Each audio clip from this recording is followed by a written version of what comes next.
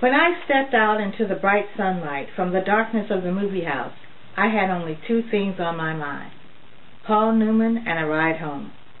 I was wishing I looked like Paul Newman. He looks tough and I don't, but I guess my own looks aren't so bad. I have light brown, almost red hair and greenish gray eyes. I wish they were more gray because I hate most guys that have green eyes, but I have to be content with what I have. My hair is longer than a lot of boys wear theirs, squared off in back and long at the front and sides. But I'm a greaser, and most of my neighborhood rarely bothers to get a haircut. Besides, I look better with long hair. I just read to you the first paragraph in a book called The Outsiders, written by S.E. Hinton. I know what you're thinking. Paul Newman? Seriously? Paul Newman? Yes, Paul Newman. This book was published in 1967. It was a groundbreaking young adult novel. At the time, S.E. Hinton was 17 years old. She was a teen writing about teens for teens, and it really spoke to a generation.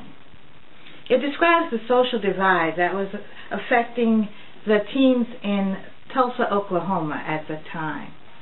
There was one group, the Socials. They were cool, they had cool cars, they had the classy girls, they had everything.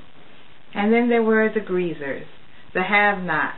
They lived in a poorer section of town, but they did have a lot of compassion and camaraderie. They had more than they knew. I know what you're thinking. 1967. How can I relate? Does that still have meaning for a teen living in today's world? Well, yeah. Okay, it's from 1967, so you won't see anything about cell phones or any mention of video games or even videotapes. You also won't see any mention of prom dresses or poodle skirts. This is a book about boys for boys, and what you will see is good relationships, love between brothers, camaraderie, a little gang violence, but that's okay. We'll see these brothers, Derry, Ponyboy, and Soda Pop. Yes, their real names, Ponyboy, Soda Pop. Their parents died previous to this story, and so Derry, at 22, is the head of the family.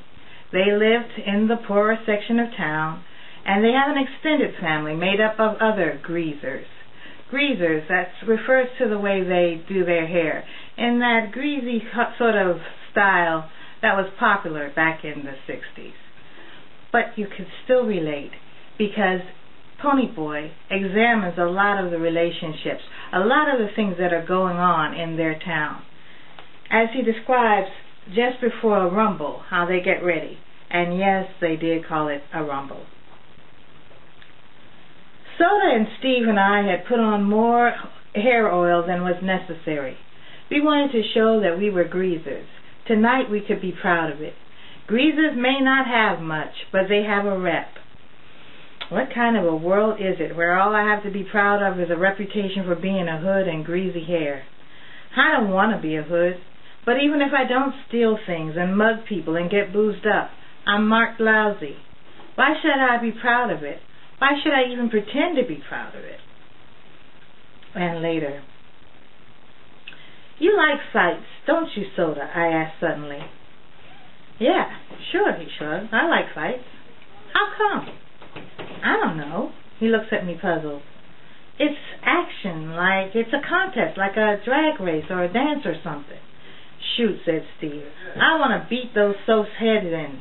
When I get in a fight, I want to stop the other guy good. I like it, too.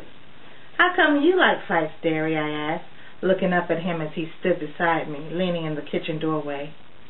He gave me one of those looks that hide what he's thinking. But Soda piped up. He likes to show off his muscles. I'm going to show 'em off on you, little buddy, if you get any mouthier. I digested what Soda had said. It was the truth. Derry liked anything that took strength, like weightlifting or playing football or roofing houses.